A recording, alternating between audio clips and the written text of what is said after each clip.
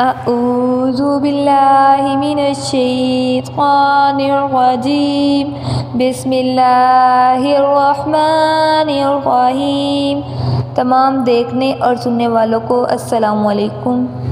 آج میں لے کر آئی ہوں آپ نے محرم الحرام کی 10 تاریخ کو جو 4 کام کرنے ہیں وہ میں آپ کو بتاؤں گی۔ میرے بھائیوں اور بہنوں، 10 محرم کے دن کون کون سی عبادات ہم مسلمان کو کرنی چاہیے؟ ان میں سے سب سے پہلی چیز ہمیں چاہیے کہ 10 محرم کا روزہ ضرور رکھیں۔ رب العالمین اس بندے کی زندگی کے 1 سال کے گناہ معاف فرما دیتے ہیں جو 10 محرم کے دن روزہ رکھے۔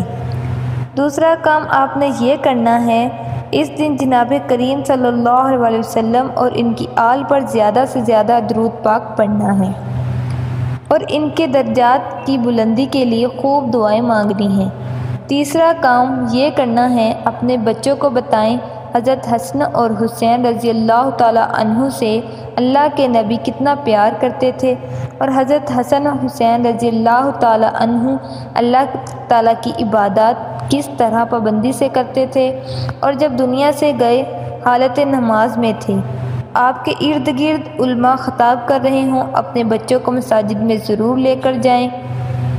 چوتھا کام آپ نے یہ کرنا ہے، 10 محرم کے دن نبی کریم صلی اللہ علیہ وسلم نے فرمایا، جو شخص اپنی حیثیت کے مطابق اپنے اہل و عیال پر خرچ کرتا ہے، اللہ تعالیٰ رب العالمین اس بندے کے لیے رزق میں پورا سال برکت عطا فرما دیتے ہیں۔ اور یہ چاروں کام ہر مسلمان کو کرنے چاہیے اور خوب دعائیں بھی افطاری کے وقت اللہ تعالیٰ سے مانگنی چاہیے۔ انشاءاللہ زندگی میں ڈھیروں برکتیں آئیں گی۔